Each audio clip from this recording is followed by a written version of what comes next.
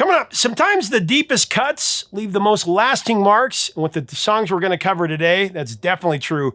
Talking about songs that never dominated the airwaves but are worthy of regular rotation in our lives. Today we're celebrating 7 female hidden gems that deserve a lot more love than they've ever received, including the story of the only female vocalist ever to appear on a Led Zeppelin studio album. She went toe-to-toe with Robert Plant to create a bona fide Zeppelin classic, and it's incredible. Then there's the heartbreaking tale of an under-the-radar vocalist who gave her final public performance while battling terminal cancer. Her haunting rendition of an iconic track became her devastating farewell to the world, and many people there said it's the greatest performance they ever saw. Then there was the prolific male songwriter who wrote a song about his brutal divorce. It just so happens that the woman he was divorcing was the singer in his band, and she had to sing this song next to him for years. She had to record it with him in the room. She had to hear it for the next 45 years when it became a classic. Add to that a stalker survivor here, and the only woman to ever be called a Beastie Boy, and you know it's going to be a must-watch episode coming up. Let's get started. Hey, music junkies, Professor of Rock, always here to celebrate the greatest artists and the greatest songs of all time. You know, if you remember learning on a speak and spell before it was big on ET, you'll dig this channel of deep musical nostalgia. Make sure to subscribe below right now and click the notification bell so you know when our stuff comes out. So let's get into some great songs by female artists that move our souls and great ones to add to your playlists. Coming in at the number 7 spot, I've got a song by a group that, I'll be honest, took some real convincing for me to take a chance on. The group is, of course, the Swedish quartet ABBA.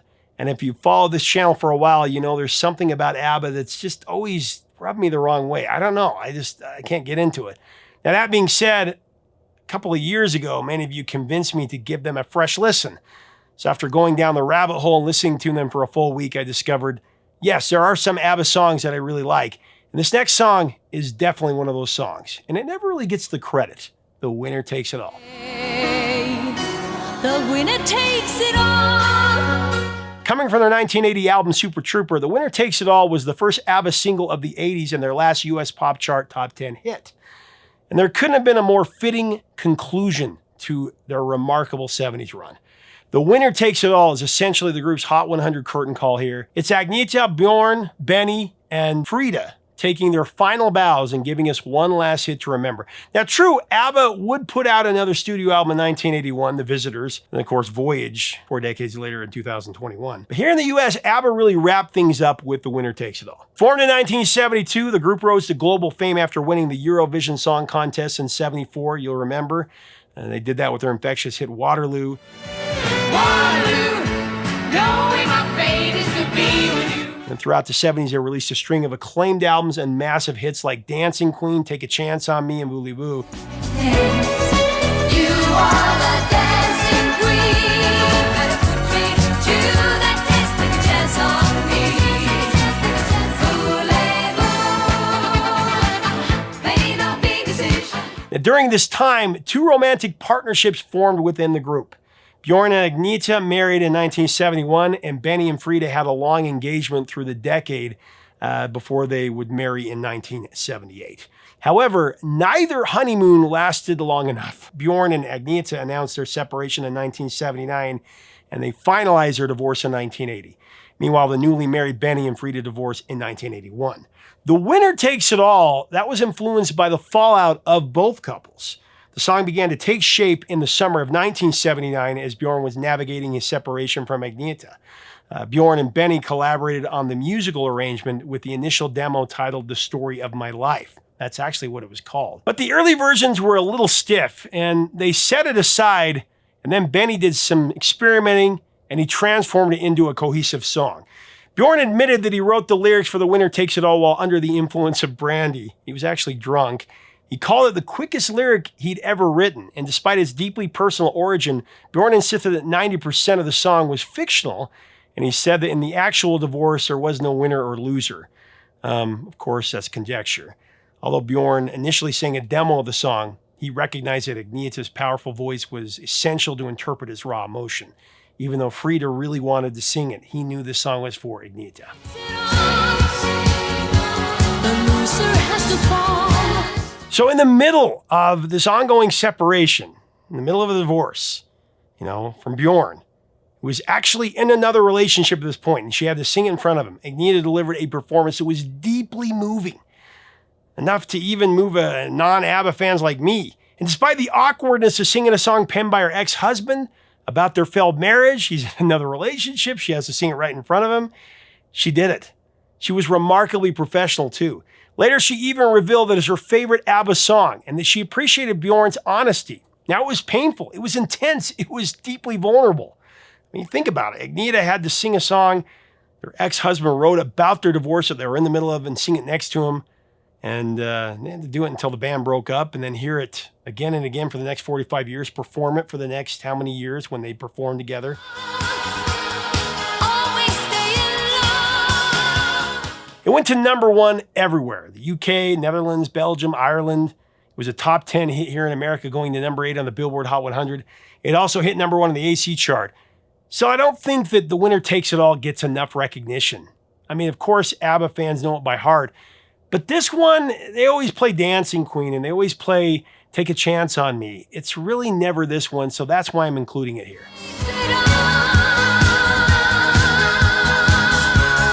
Coming in #6, I'm going to go in depth with an artist I really appreciate, love her voice and her music. I've got Enya with Book of Days.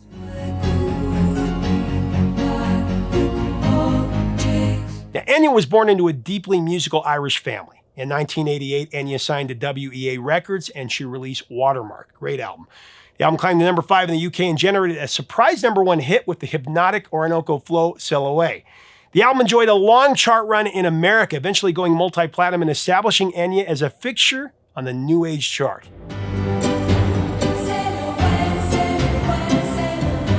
Enya kept a lower profile for the next couple of years before returning in November of 1991 with Shepherd Moons, another great record.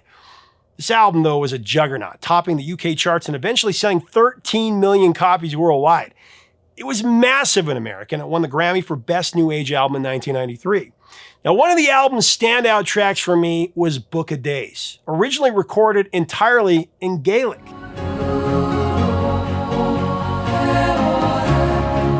The title came from Enya's personal diaries. She said, and I quote, "I've always had a diary, or another name for it is a Book of Days." Co-writer Roma Ryan suggested the concept, wanting something that Enya could personally connect with. The song captured the excitement and the eagerness of a new day beginning, the anticipation of what might unfold, if you will. Book of Days perfectly encapsulates Enya's signature sound. It's just timeless, it's ethereal, and of course deeply personal, like most of her music. Yet it's always universal. It's a song about anticipation. It's a song about possibility, captured in a voice that sounds like it's floating from another world entirely, right?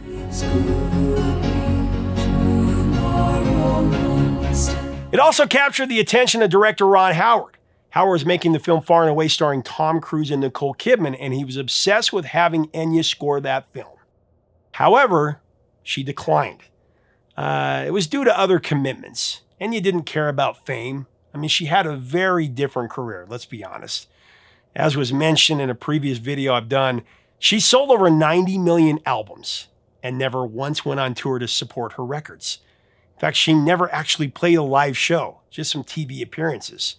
So because she declined to score the movie, only Book of Days was used. The studio pressured Enya to record an English version to, make it more accessible. But the film's theme was perfect. Two people whose Book of Days we follow as they meet and journey to America. And that's what the movie's about. Said Enya, it was quite easy to interpret the lyrics with the song because it was still associated with the theme that was originally there. Enya re-recorded Book of Days with English lyrics built around the film's narrative, though. This new version appeared on the Far and Away soundtrack and was released as a single.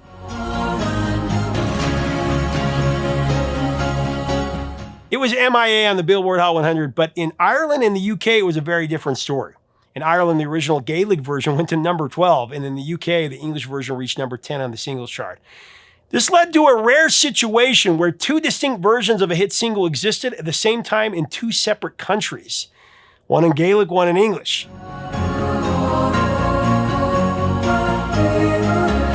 From mid-1992 onwards, the English cut replaced the original Gaelic-only version on subsequent album pressings and singles and even compilations.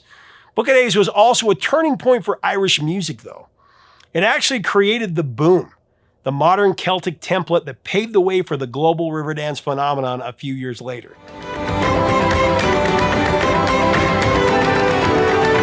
You might even say that Enya was the lone architect of a sound that became a massive multi-million-dollar industry, and she never played a live show. It's just incredible to me.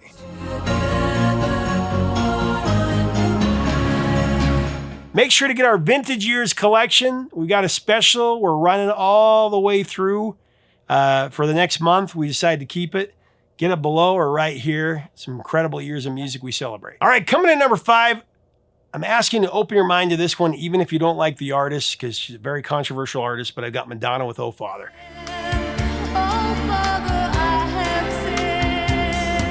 By the late 80s, Madonna, she'd hit a rough patch. Very public divorce from Sean Penn was tabloid fodder.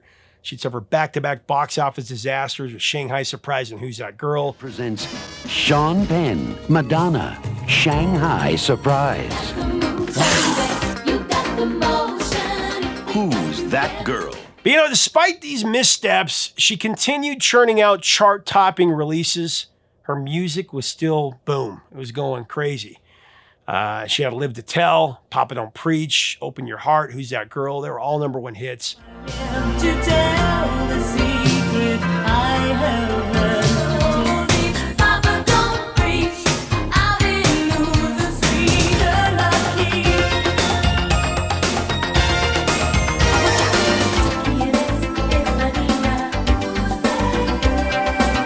But as Madonna turned 30 in 1988, something shifted within her. She was ready to get real. And her 1989's Like a Prayer, the album that would redefine her career. Like a Prayer marks a profound artistic maturation for Madonna, blending introspective pop with elements of rock, dance pop, funk, gospel, even soul. It's an eclectic soundscape, this album. Thematically, Like a Prayer delves deeply into Madonna's Catholic upbringing, grappling with the religion's mystery and magic alongside her personal demons. You know, the death of her mother, her troubled marriage to Sean Penn, and her relationship with her father. The album is known for its powerhouse pop hits. I mean, the #1 songs like a Prayer, the #2 hits Express Yourself and Cherish. Just like a prayer, your voice can take me there. Express yourself, you got to make it my side. Oh baby, I cherish the joy. But there's a hidden gem on this record that has always haunted me. Oh Father. It's a song that most people don't immediately think of when they think of Madonna, but I guarantee you, this is a masterwork. When it comes to massive female icons, I mean, you can talk all you want about Taylor Swift, but she hasn't written a song like this one yet. It's deeply moving and amazingly personal. Madonna wrote and produced Oh Father with frequent collaborator Patrick Leonard, and Patrick does a great job. I'm going to show you a little clip where he plays it. She explained the process. Leonard would often throw music at her and she'd listen over and over until the music suggested the words. Sometimes she'd come up with an emotional idea or melody on the spot. And though it took longer since she didn't play an instrument, the results were far more personal that way. For Patrick Leonard, Oh Father was really special. He told Billboard in 2014 it was his favorite song that he'd ever written. He said, "That to me is the best thing we ever did."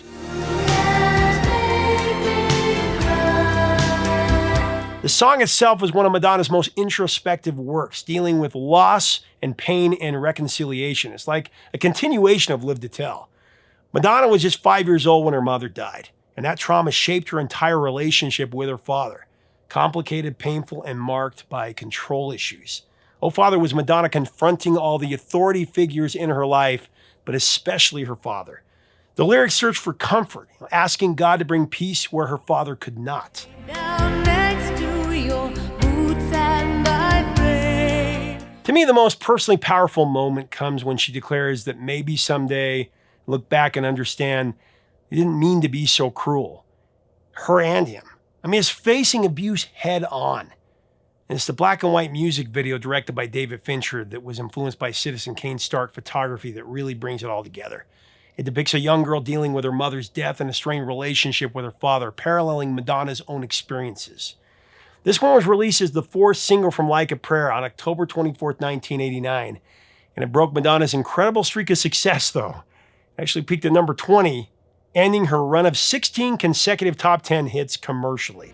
You didn't mean to be cruel. I mean, it did stumble, but artistically, one of the most powerful statements of the time.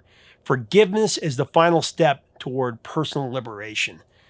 And facing, like I said, abuse head on. And it's just an incredible song. Here's Patrick Leonard on it. Live to Tell and Oh Father. Mm-hmm. You know, Oh Father there's a similar thing about Oh Father as there is to Live to Tell. It's almost like the second part of it. I got away from you. I never thought I would. When you do this, you sort of got what you need. And when you do this, you've got what you need. So that's it. It's one bar, it's two bars. And, you know, ironically or interestingly enough, when I tell other people that are working on pop songs and they really want to get a pop song, I say, it's really simple. Your longest phrase is 2 bars, nothing more than 2 bars. If you want this kind of pop music, you know, and I look and I think, yeah, and that's the wisdom of it anyway. 2-bar phrase, and that's it. You take that phrase out, you don't have the same song. Not at all. The relationship is this.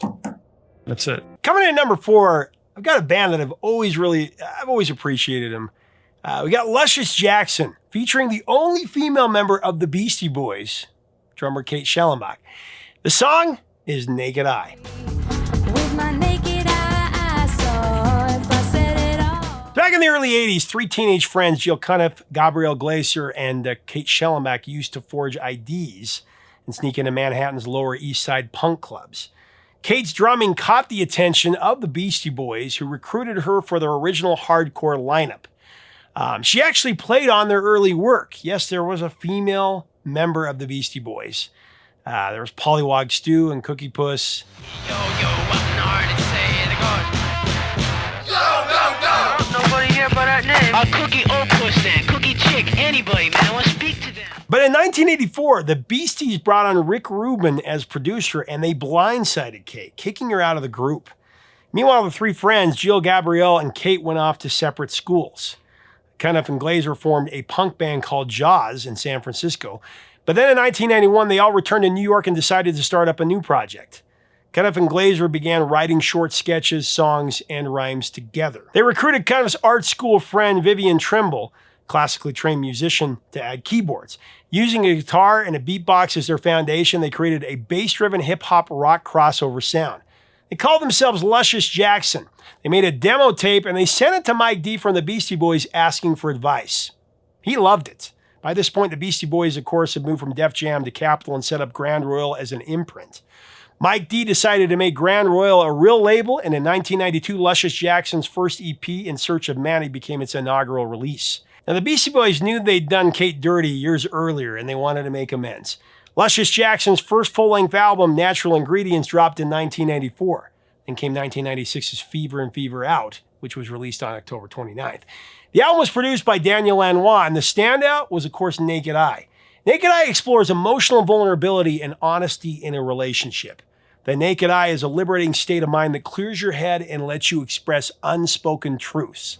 Down on me. With my naked eye, I saw. I mean, the narrator reaches a moment of clarity, though, realizing it's time to separate and regain clear vision, seeing things without illusions. The repeated chorus about seeing all the falling rain coming down on me, that symbolizes unfiltered perception, and finding empowerment in that honesty. Great song. Naked Eye was released as a single in March of 97 and became Luscious Jackson's biggest hit. It went to number 36 on the Billboard Hot 100 and number 18 on the Modern Rock Tracks chart. The stylish video featured the band members portraying the same character. It was a woman being escorted to a departing airplane by her boyfriend. Now, following the success of Fever In, Fever Out, Vivian Trimble departed the group, citing a weariness with the rigors. Really touring. Jill and Gabrielle and Kate continued as a 3-piece, releasing their 3rd full-length album, Electric Honey, in June of 99. Now, while the album featured the radio-friendly singles Lady Fingers, it struggled to replicate the success of the previous work. I got lady fingers, baby. I got kid. The lack of airplay led their label, Capitol Records, to withdraw promotional support.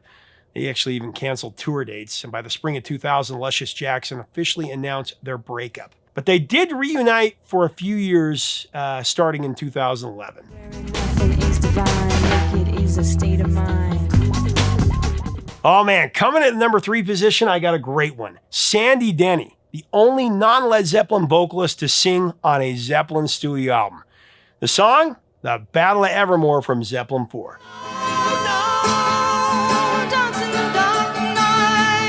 So the Battle of Evermore came together late one evening at Headley Grange, that old manor house where the band was recording the album.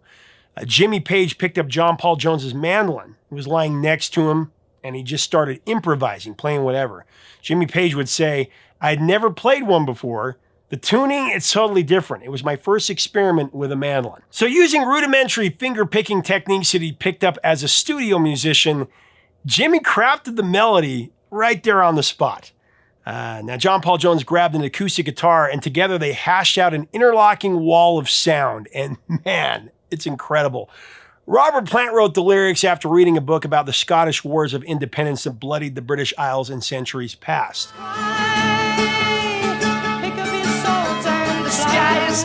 But of course, Celtic mythology and Tolkien's Lord of the Rings were inspirations as well.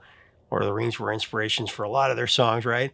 Robert Plant viewed his mystical words as a playlet, a short dramatic piece, and he soon realized he needed to get another voice involved. Felt like he couldn't do it all himself. Plant said, "After I wrote the lyrics, I realized I needed a completely different voice, as well as my own. While I sang about the events of the song, I needed someone to answer back as if she was the pulse of the people in the battlements." So Jimmy Page suggested an old art school friend named Sandy Denny. She'd recently left the band Fairport Convention to form Fotheringay, and she was now pursuing a solo career. Robert Plant would call Sandy his favorite singer out of all the British girls. High compliment coming from Robert Plant.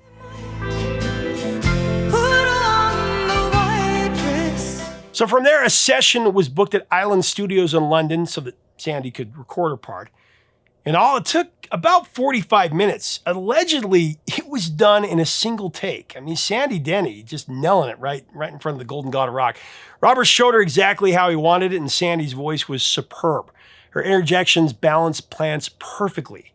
The timbres of their voices matched beautifully, creating a dreamy call and response that lifted the entire track. This combination is just pure magic. Sing till the morning and light. For her contribution, Sandy even received her own symbol on the inner sleeve. 3 inverted triangles joined at the center. Smaller than the famous 4, but a rare honor nevertheless. Can you imagine? That'd be so cool. And on an album with almost no credits, her name stands out because they thanked Island Records for allowing her to visit Led Zeppelin's world. It was the grandest cameo by anybody on a Zeppelin album, and the only time a female vocalist appeared on one of their records. Tragically, though, Sandy Denny passed away from a brain hemorrhage in 1978. She was only 31 years old. Zeppelin only performed the song live during the spring and summer of 1977, with Jones struggling through Sandy's part, occasionally joined by Bonham. But Sandy's voice on that recording is absolutely perfect. It's timeless.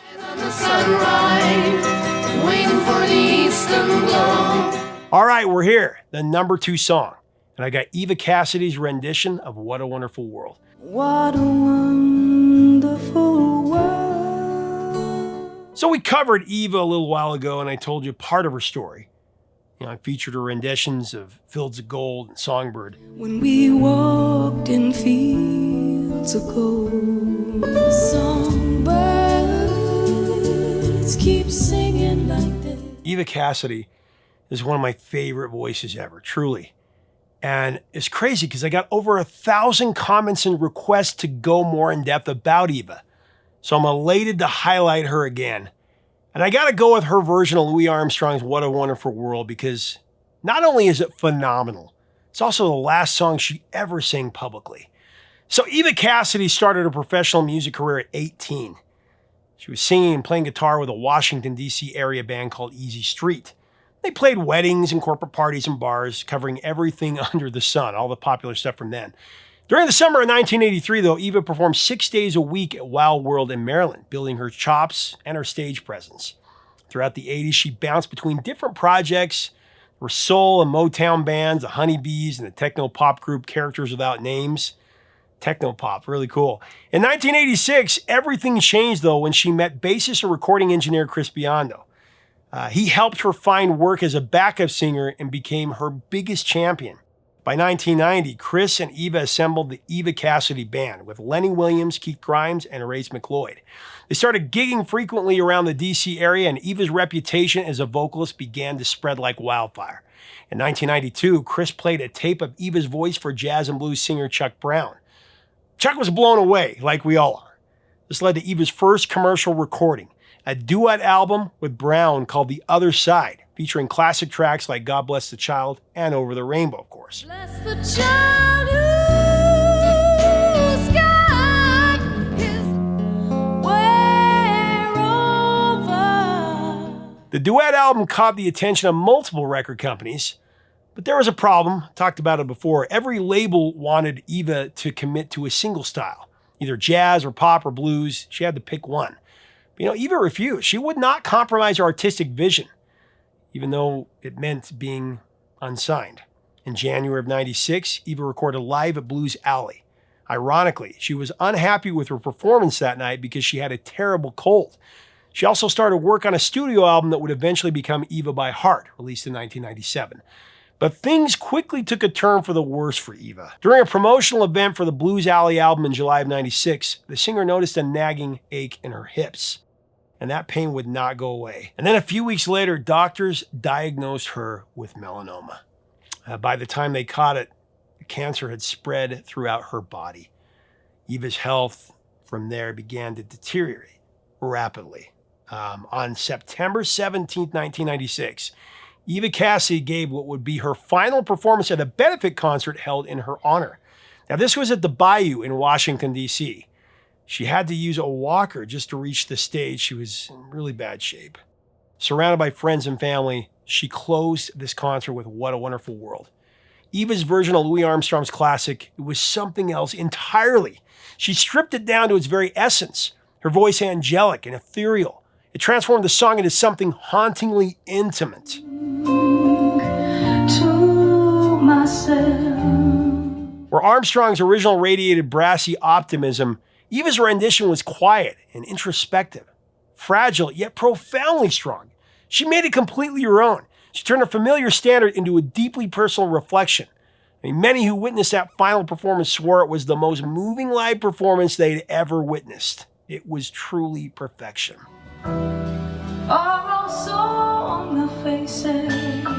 The choice of What a Wonderful World as her final song, it does carry heartbreaking irony.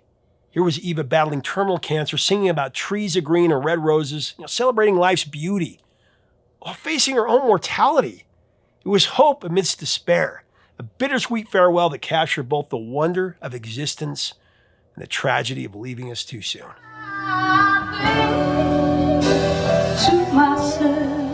Eva Cassidy was admitted to Johns Hopkins Hospital shortly after that performance. She passed away on November 2nd, 1996, at just 33 years of age. She left behind a legacy of resilience and artistry, and that one unforgettable final song. I love you, I see. If you haven't yet discovered Eva Cassidy, please go check out her catalog. I promise you will not believe your ears. I'm going to link to it below.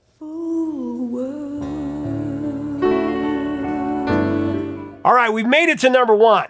And here, I've got to go with my favorite Sarah McLachlan song, Wait. In fact, Rick Beato and I bonded over this a few weeks ago. One of my favorite records of the 90s is Sarah McLachlan's Fumbling Towards Ecstasy. Possession as one of the greatest the first two songs there, and Wait is a song on there. Oh, I love Wait. That song is amazing. And so great. Yep, I agree. The vultures lie in wait. And actually, in my Apple Music app, it said it was my most listened to song of 2022, and it's always in my top 20. In the year leading up to 1993's Fumbling Towards Ecstasy, Sarah McLachlan's life had taken some really dark turns. There was this fan who had begun stalking her relentlessly, following her from show to show and sending increasingly disturbing letters. Even moving to Vancouver, where Sarah lived, would randomly show up in her neighborhood. Now, court issued a restraining order, but the damage was done. Sarah was always looking over her shoulder, checking her periphery for any menacing presence. She was fearful, which who wouldn't be? Now, going into the album, Sarah needed a complete reset. So she actually isolated herself in a cabin deep in the mountains of southern Quebec. However, for the first 3 months, she couldn't write anything. She had writer's block. The creative block was suffocating to her. She'd just sit there unable to turn what she was feeling into words or songs. The conditions were rough. Snow piled up against the cabin windows in thick columns. Temperatures plunged into the negative. Outside, massive rock formations loomed over frozen woods, and at night, an empty darkness invaded everything. Sarah felt small and completely alone. To combat the silence, she kept a journal. She played Tom Waits records and also Talk Talk Spirit of Eden, one of her favorite albums. Great choice there.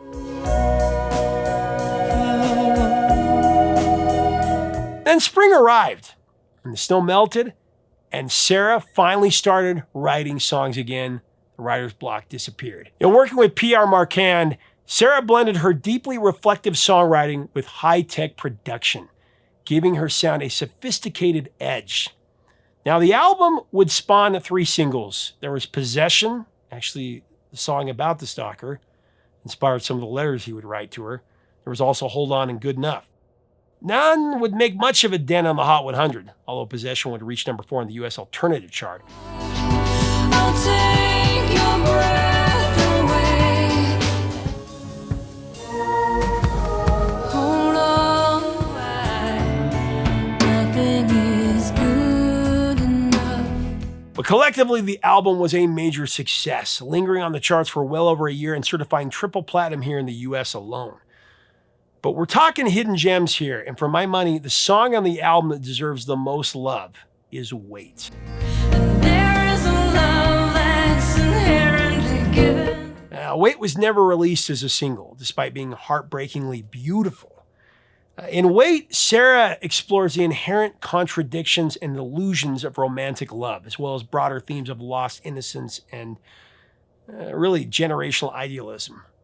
And this song strikes right to the heart. Heaven to hold that precious little thing. Actually, in a 1994 World Cafe interview, Sarah McLachlan described it as a highlighting how society idealizes highfalutin unconditional love. It just doesn't really exist. Pointing to lyrics like, there is a love that's inherently given, the kind of love offered to deceive. This reflects the tension between perfect expectations and, of course, human imperfection. The song also evokes a sense of melancholy about youthful dreamers, newborn hope unjaded by the years. Hope unjaded by their years. Said Sarah about this, there's a group of individuals who will go outside the norm and try to make a difference, but it seems eventually they all get sucked back in, or they lose their minds completely. The message? Idealism fades with the loss of innocence. And I could totally relate to that. This was a song that a girl showed to me. I already knew about the song, but it took on new meaning as I had a relationship with this person. And it just takes me right back to 1996. Man, even though I knew the song for years. When all we wanted was the dream. Anyway, great song. And Sarah McLachlan, that voice, I showed it to my son probably about 6 months ago, and he was just blown away. He could not believe that a human voice could sound like that. I was showing him Possession. And I won't be denied. Let's have a great discussion celebrating these great ethereal voices. What else would you like to see on here when we talk about female hidden gems? It's actually become one of our most popular shows on here, and I love covering it because some of my favorite voices are from female. Sarah McLachlan, Eva Cassidy, Karen Carpenter, Harriet Wheeler, just all incredible. Let's have a great discussion below. If you like our content, we invite you to subscribe. We'd love to have you as part of our community. Until next time, 3 chords and the truth, my friends.